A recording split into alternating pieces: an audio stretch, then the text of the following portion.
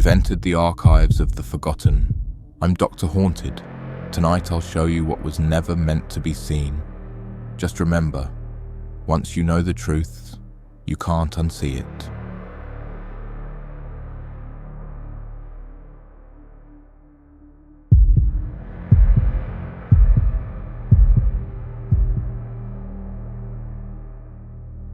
The last day of 6th grade should have been celebration. Freedom from homework, 3 months of sleeping in, no more pop quizzes. But Mrs. Henderson had one final surprise for our class at Jefferson Elementary. "Before you leave," she announced as we packed our desks, "I have your summer reading assignments." The collective groan was expected. What wasn't expected was the book she placed on each of our desks. Identical leather-bound volumes with no title on the cover, just our names embossed in faded gold lettering. "These are very special books," Mrs. Henderson said, her usually warm smile seeming strained. "They've been in our school library for many years. Each one is personalized for its reader." I opened mine to the first page. In spidery handwriting it read, "The True Adventures of Tommy Mitchell." My name. How had they customized these so quickly? "Read carefully," Mrs. Henderson continued. "Take notes. There will be a test when you return in the fall." At home, I flipped through the pages. The book seemed to be about a boy my age living in my town, attending my school. But the events described were wrong. The Tommy in the book had different parents, lived in a house I'd never seen, had friends I didn't recognize. By the 3rd chapter, I was disturbed. The book described Tommy doing things I would never do. Lying to teachers, stealing from classmates, hurting animals. The handwriting grew more frantic as the chapters progressed, like whoever wrote it was becoming increasingly agitated. I called my best friend Marcus. "Did you start reading your book yet?" "Yeah, it's weird, man. It's supposed to be about me, but it's all wrong. The Marcus in the book is different, mean. And get this, it says I'm going to do something terrible this summer." Over the next few days, I couldn't stop reading, despite how uncomfortable it made me. The Tommy in the book grew darker with each page, making choices that horrified me. By chapter 10, he had become something I barely recognized as human. The final chapter was the worst. It described Tommy's transformation during the summer before 7th grade, how he would shed his old identity completely and become something new, something hungry. The last line made my blood run cold. "And when school begins again, no one will notice the difference." I threw the book in my closet and tried to forget about it. But over the following weeks, I found myself thinking about the stories more and more. The cruel, calculating Tommy began to seem interesting. His methods for getting what he wanted were effective, if ruthless. When I caught myself pulling wings off a butterfly in our backyard, I realized something was wrong. I ran to my closet and grabbed the book. The pages were different now. What had been future tense was now past tense.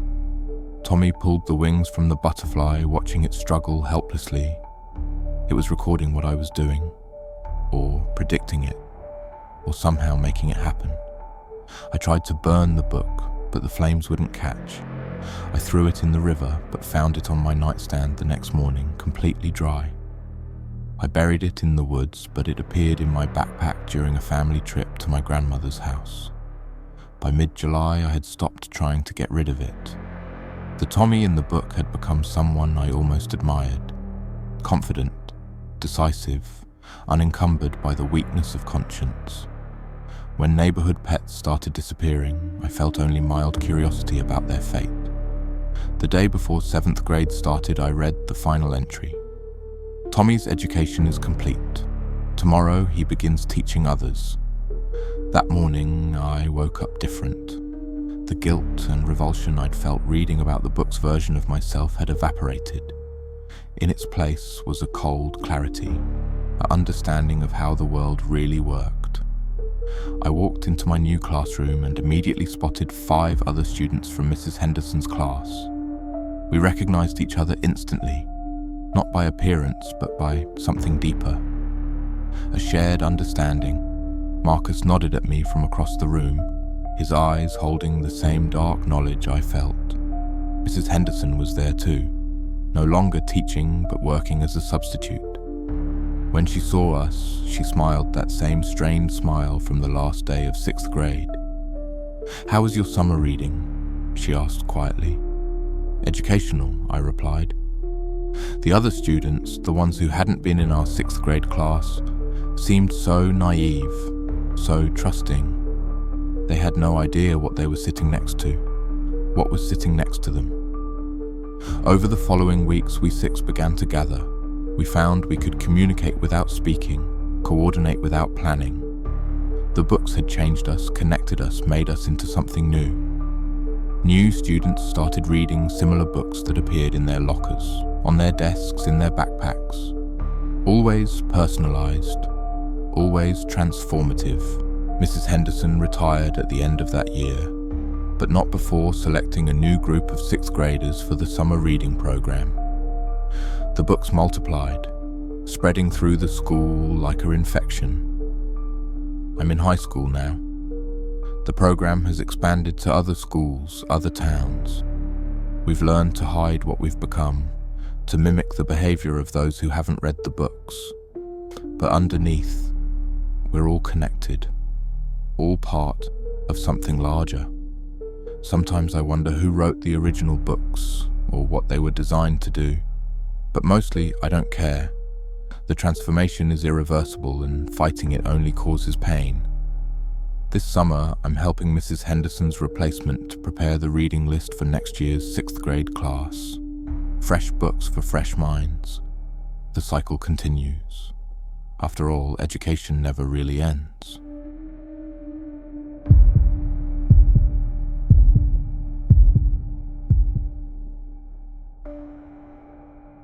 Senior year at Millbrook High was supposed to end with the usual chaos.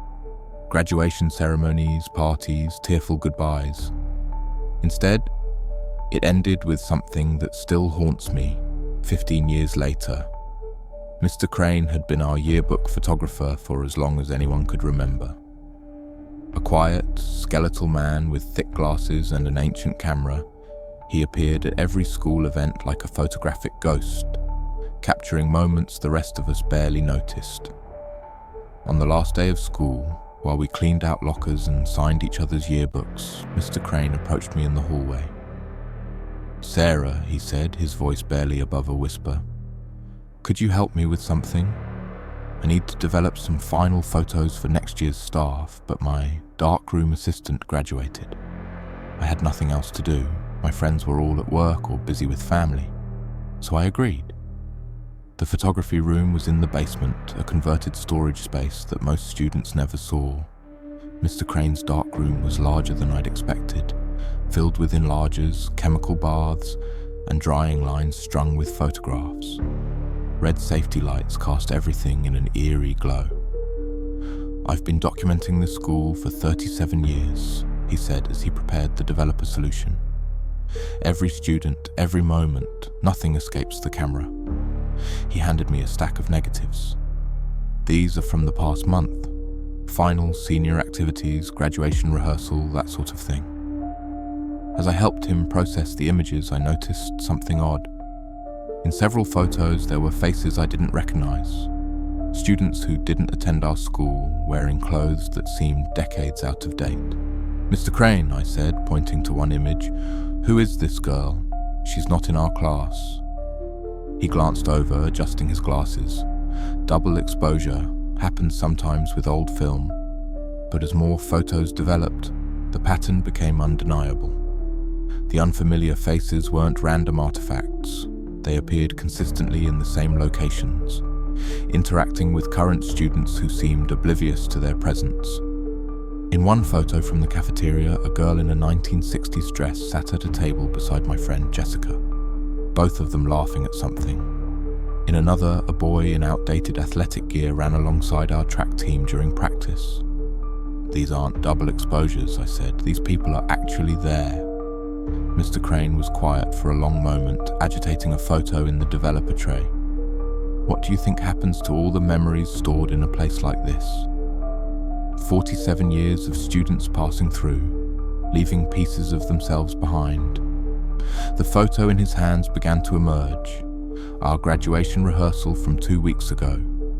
But scattered throughout the auditorium were dozens of figures in graduation gowns from different eras. Some in caps and gowns from the 1950s, others in styles I recognized from old yearbooks in the library. They never really leave, Mr. Crane continued. Part of them stays, especially the strong emotions. The joy, the fear, the dreams, the heartbreak. The camera sees what the eye misses. As we worked through the night, the photos told an increasingly disturbing story. The ghostly students weren't just present, they were interacting with living classmates in ways that seemed to influence behavior. In one image, a spectral figure whispered in the ear of Brad Matthews, the class bully. In the next photo from the same sequence, Brad was helping a younger student with his locker, completely out of character. Another series showed Jenny Walsh, our valedictorian, sitting in the library. Surrounding her were translucent figures from different decades, all studying the same textbook, their knowledge somehow flowing into her. How long have you been seeing them? I asked. Since I started here. At first, just shadows in the corner of photographs, but they've grown stronger over the years, more visible. They're drawn to moments of high emotion, graduation, homecoming, first days. The final roll of film contained photos from that very day, our last day of senior year. I appeared in several shots, but I wasn't alone. Standing behind me was a girl about my age, her hand resting on my shoulder. She wore a graduation gown from the 1980s, her face kind but sorrowful. She was valedictorian in 1987, Mr. Crane said softly. Car accident 2 weeks after graduation. She never got to give her speech. In the photo, the girl's mouth was open as if speaking. I realized with growing horror that I remembered feeling compelled to write something specific in my graduation speech. Words that hadn't felt like my own. They use us, I whispered. They complete themselves through us, Mr. Crane corrected. Unfinished business, unfulfilled dreams. They find students similar to who they were and influence them to accomplish what they couldn't. I thought about my sudden interest in journalism this year, my decision to attend State University instead of the art school I'd dreamed of. Choices that had felt right at the time but seemed foreign to who I really was. How many of us are really making our own decisions, I asked. Mr. Crane removed his glasses and cleaned them slowly. Does it matter? They're not malicious. They just want to belong somewhere, to finish what they started. Most students never know the difference. As dawn broke, we hung the final photos to dry. In the morning light streaming through the small basement window, I could see the extent of what we'd documented. Hundreds of images showing the invisible population of Millbrook High. Students from 5 decades, all still attending classes, still trying to graduate, still hoping for the futures they'd never had. What happens to the photos, I asked. I archive them. Documentation of what really happens in this place. Someday, someone will need to understand. I left the school that morning with my diploma and a new understanding of what it meant. How many of my achievements were really mine. How much of who I'd become was influenced by the dreams of someone who died before I was born. Years later, I returned to Millbrook as a substitute teacher. Mr. Crane was still there, still photographing every event with his ancient camera. In the hallways, I sometimes caught glimpses of figures from my graduating class, students who died in the years since, already beginning their eternal enrollment. When I pass the photography room now, I can hear the whisper of chemicals in development trays, the soft sound of memories becoming visible, and I wonder if the girl who guided my senior year is still there, waiting for another valedictorian to speak the words she never could. Some educations never end. Some students never truly graduate. they just learn to share.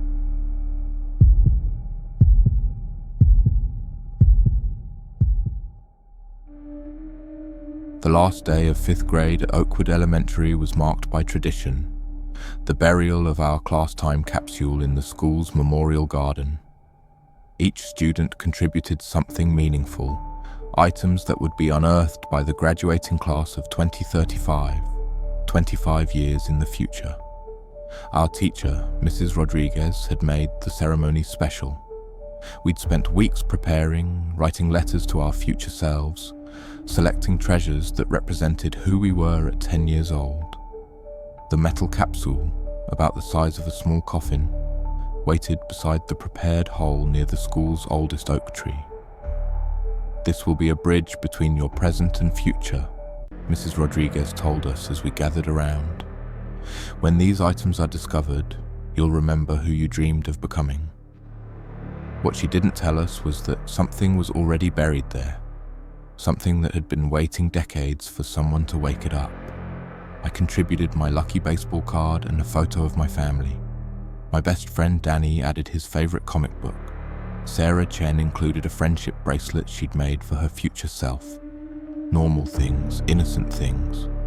But as we placed our items inside, I noticed something odd at the bottom of the capsule. A layer of older objects that looked like they'd been there for years. A rotted jump rope, a mouldy doll with missing eyes, and what appeared to be a child's diary with pages so old they crumbled at the touch. "Mrs. Rodriguez," I said, "there's already stuff in here." She glanced over, her face briefly troubled. "Those are from previous classes. We reuse the capsules sometimes." It was a lie. Even at 10 I could tell. But the ceremony continued. We sealed the capsule, lowered it into the ground, and covered it with fresh soil. Mrs. Rodriguez planted a small rose bush on top, its white flowers bright against the dark earth. That night, I had the first dream. I was standing in the memorial garden, but it looked different. Older, wilder. The oak tree was enormous, its branches twisted into impossible shapes. The ground around the time capsule site was disturbed, as if something had been digging from below. A girl about my age stood beside the tree, her clothes outdated, her face pale as moonlight. She pointed at the burial site and mouthed words I couldn't hear. I woke with the absolute certainty that she was trying to warn me about something. The dreams continued every night for a week. Always the same garden, always the same girl, always the same desperate attempt to communicate. Other children began appearing, kids in clothing from different eras, all pointing at the ground where we'd buried our capsule. During the day, I found myself drawn to the memorial garden. The white rose bush we'd planted was thriving unnaturally, growing at an impossible rate. By the end of the first week, it had doubled in size. By the end of the second, it towered over the other plants, its thorns sharp as needles. Other kids from my class were having the dreams too. Danny's mother called my mother, worried because he'd been talking in his sleep, having conversations with someone named Peter who wanted him to dig it back up. Sarah started sleepwalking, her parents finding her in their backyard at dawn, her hands dirty and her fingernails caked with soil. Mrs. Rodriguez had left for summer vacation, but I convinced my parents to let me call her. When I described the dreams, there was a long silence on the other end of the line. "Some schools have histories," she finally said. "Oakwood is built on land that used to be something else, the memorial garden especially." "What was it before?" I asked. Another silence. "A cemetery. A small one, mostly for children who died during the influenza pandemic of 1918. My blood went cold. "Are we buried on top of graves?" "The bodies were relocated when the school was built in 1955. But sometimes memories stay in the ground." That night, the dream was different. The ghostly children weren't just pointing anymore, they were digging. Their translucent hands clawed at the earth above our time capsule, and I could finally hear what they were saying. "Let us out. Let us out. Let us out. I woke to find dirt under my fingernails. The next morning, my parents found me in the memorial garden at dawn, my hands bloody from digging. I'd managed to uncover a corner of the time capsule, though I had no memory of leaving my bed. The white rose bush had grown again overnight, its branches now forming a canopy over the burial site. The flowers had changed colour, from white to deep red, like drops of blood. My parents called the school, demanding answers. The principal arranged an emergency meeting, though summer break had just started. When we gathered in his office, my parents, Danny's parents, Sarah's parents, and Mrs. Rodriguez, the truth finally came out. The memorial garden isn't just decorative, Principal Williams admitted. It's built over the old section of Laurel Hill Cemetery. We thought the children's graves had all been moved, but we were wrong. He pulled out a folder of old documents. 3 graves were missed during the relocation in 1955. 3 children who died in 1918, aged 9, 10, and 11. Their names were Peter Matthews, Ruth Chen, and Michael Rivera. Danny's face went white. Peter's been talking to me, Sarah gasped. Ruth, that's my great-grandmother's name. I felt sick. Michael Rivera is my last name. The graves weren't just missed, Mrs. Rodriguez said quietly. They were hidden. The families were different back then, poor. Some weren't even documented properly. The city made mistakes. What do they want? My mother asked. Principal Williams looked uncomfortable. We think they want recognition, to be remembered. The time capsule ceremony may have awakened something. All that focus on preserving memories, on not being forgotten. The dreams intensified over the following days. Now all 3 ghost children appeared together, showing me images of their lives, the pandemic that killed them, the rushed burials, the loneliness of being forgotten for over a century. They weren't malicious. They were just children who wanted to be included. Finally, I convinced my parents to let me return to the school with a proper offering. I brought flowers, a letter acknowledging their existence, and a promise that they wouldn't be forgotten again. In the memorial garden, the white rose bush had grown into something unnatural. Its branches twisted into shapes that almost looked like reaching arms. I placed my offerings at its base and spoke to the empty air. Peter, Ruth, Michael, I know you're here. We know you're here. You don't have to be alone anymore. The temperature dropped 20 degrees in seconds. The air shimmered, and for just a moment I could see them clearly. 3 children in old-fashioned clothes, smiling with relief. Then they were gone. The dream stopped that night. The rosebush returned to normal size over the following week. When school started in the fall, Principal Williams had installed a small plaque in the memorial garden acknowledging the children buried there. But our time capsule was never the same.